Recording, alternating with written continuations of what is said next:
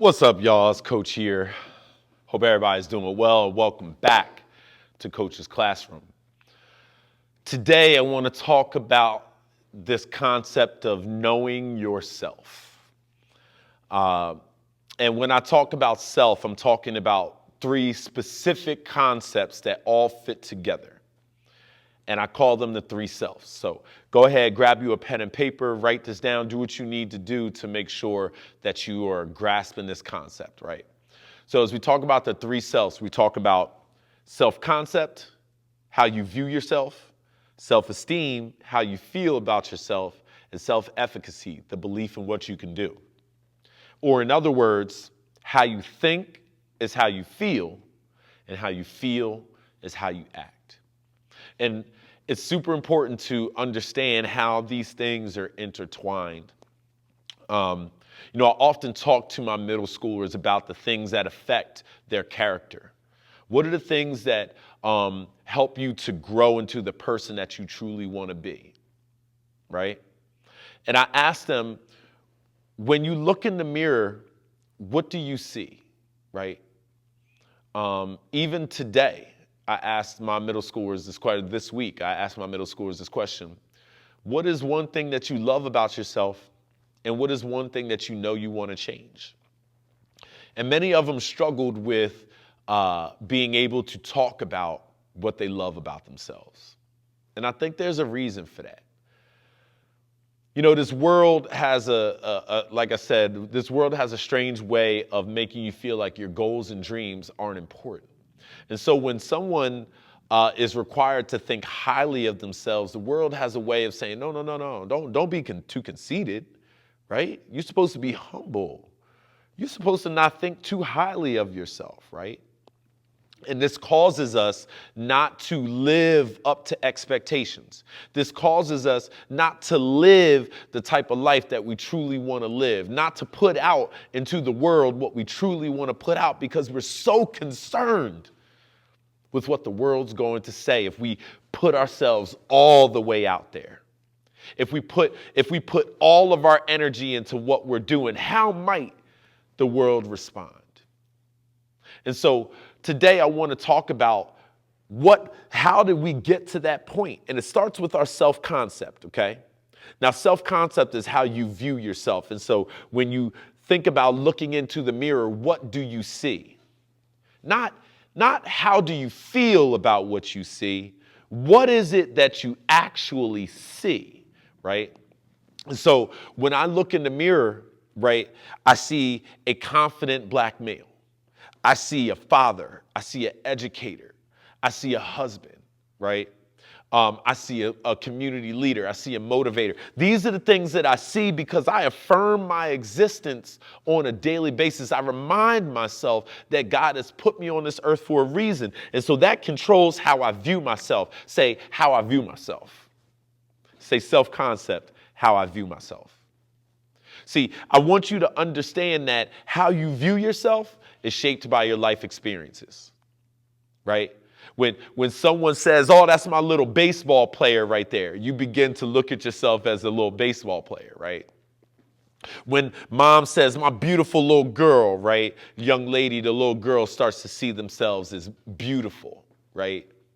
And so these are all how we view ourselves is shaped by our life experiences, the things that people have said to us, right? The things that we've gone through, that we've done, that we've accomplished, these all shape how we view ourselves.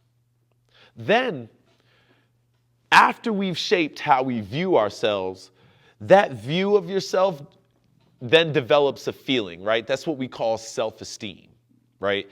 How do you feel about what you see? And that feeling is affirmed, right, by affirmations, both by ourselves and by other people, right? And so it's really important that to positively affect your self-esteem, that you're aware of the people that you spend your time around, right? You know, young people, as they're going throughout school, they don't often have a large selection or choice about the people they can spend their time around. I got kids who have spent their entirety of their academic career in the same classroom going to school with the same people. And so, if you've been in that situation, maybe you don't have enough people that are affirming your existence, right? I also think that young people spend a ton of time around their parents, which is great, right? Parents are great for rearing a child, but we got to make sure that we're affirming our child's existence on a daily basis.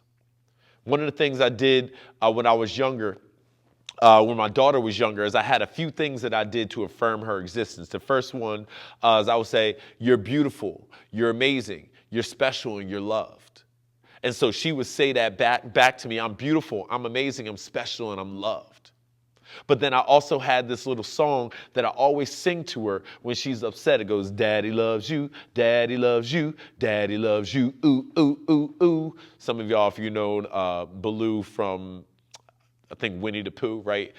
So we use that. No, that might have actually been Lion King. I don't know, Daddy loves you. I don't know. We use that from some movie, right?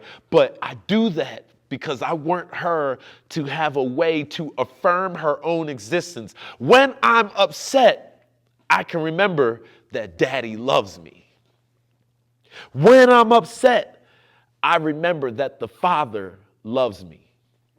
So my self-concept is not shaped by worldly experiences. Do I struggle with things? Absolutely.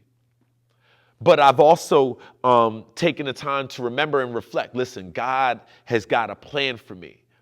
He's got things that he wants me to accomplish. And so if I'm going to do that, I have to view myself as somebody that's capable. I have to feel good about what I see in the mirror. And then finally, I have my self-efficacy. I believe that I can do. I believe that I can accomplish. Young people often don't take on new challenges for fear of failure. And I remember hearing this quote by Prince EA. He's a YouTuber, another YouTuber, and he said, doubt killed more dreams than failure ever did. And maybe he wasn't the originator of that quote. I ain't even gonna worry about that. It's not the big deal. But he said it and I heard it. He said, doubt killed more dreams than failure ever will. And I think it's important to remember how we think is how we feel is how we act. What do you think about yourself? Do you see yourself as a child of God? Do you see yourself as created in God's image? Do you see yourself as endowed with unalienable gifts, right? Things that came directly from the Lord, that can't be taken away from you, that were given to you at birth. That's what we have to remind our young people, that listen, it doesn't matter how old you are, God gave you gifts at birth. God said, listen, boom, you are going to accomplish this. I speak this into existence. God believes in you. But for some reason, we've taken time to internalize everything that this world has said. We've taken time to say, you know what, my dreams aren't important. Let me go over here and do this for the money. Not knowing that if I were to just stick to the dream would bring about things I'm supposed to have. Be, do, have. Become the person you're supposed to become. Do the thing you're supposed to do so that you can have all that you're supposed to have. And that starts early in life. That starts early for my young people. Reminding them that, you're fearfully and wonderfully made. You are a child of God. There is no one like you. You're an individual. Someone out there needs you. They're waiting for you to step into your greatness so that you can have a positive effect on this world. But we can't do that if you don't view yourself as capable, if you don't feel like God is always with you, like he's pushing you, even when things get difficult. And so I encourage you to know yourself.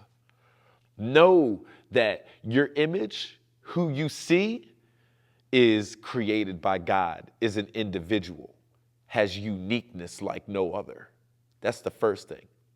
Then the second thing is, how do you feel about that? right? Does that give you joy? Does that give you peace? Does that push you into action? Does it motivate you to be the best person that you can be?